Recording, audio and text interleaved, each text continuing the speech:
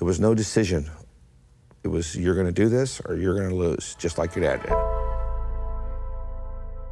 Not in my life at all. I think I met him one time when I was in kindergarten. Never seen him from that time on. The junior high age, everything just exploded. It was the 70s. I mean, everybody was doing it. You smoked pot, you did what everybody else was doing. I rode bicycle, BMX bikes, and the peer pressure was, what if you didn't do it, you weren't cool. So you did it to be cool. Cool ain't necessarily good. My mom had to work so many jobs that it was easy to venture out, and then it went on for years. And it was one of those things that it progressively got worse. If you had a couple beers, it was all cool, and then a couple more beers. You know, once I steered the wrong way in the junior high level, it was hard reining myself back in until I met my wife. But even when I had my kids, it didn't change things. I functioned and drank. I went to work. Most people didn't even know I had been drinking or doing anything till it went into my marriage. And I found out that I was doing the same thing that my father did. And that's why he wasn't around. My mom didn't allow him to be a part of our lives. He was what I was turning into. You know, he was abusive, he was an alcoholic, he was a drug addict. I was functioning for 10 years in my marriage and them not knowing. She found a substance, I will say, that she didn't like. If you don't quit what you're doing, your kids are done. You're not gonna have your kids until you fix it. If you can fix your problems, then you can see your children. Being a father meant everything to me.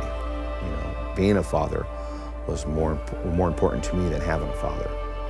And so it was, you're gonna go to the ranch, or you're gonna go to jail. You choose. When I got to the ranch, God's presence in my heart was starting to work on me. For me to be able to release and to start my walk with God was for me to forgive my father. If I didn't ask for forgiveness for him, even though he was already dead and gone, I wasn't gonna be able to move forward with God. God filled my heart. I mean, I still had work to do with me, but it filled my heart up. I believe it was Father's Day, 2001. I had no idea that I was going home. Whew. Turning point for me, my kids and my wife standing in front of the church. Wait for me. If you've ever been a person without a father, and to know that all that I put my family through, and they still waited. If a person didn't want to change, you're a fool. But to see my baby girl, priceless, man. To see where she's come, the life she's gonna live, it's worth everything.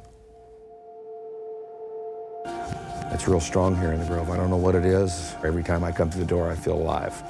It's not about just sitting there and worshiping. It's about getting involved. People took the time when I was at the ranch to get involved with me. So now it's time for me to get involved with the body of the church and get involved with everybody here. And hopefully I can change one person's life. To see our children grown and to see our children doing the things they're doing, that was a gift from God for her to marry a great godly man.